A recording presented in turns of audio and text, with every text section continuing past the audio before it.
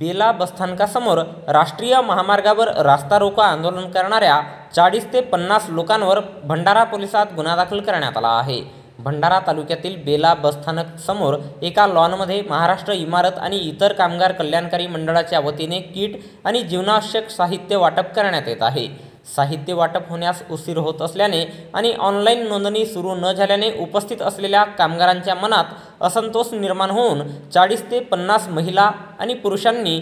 साहित्य वाटप आणि नोंदणीच्या कामाला लवकरात लवकर सुरुवात व्हावी या मागणीला घेऊन बसस्थानक बेला समोरील राष्ट्रीय महामार्ग क्रमांक 53 रोडवर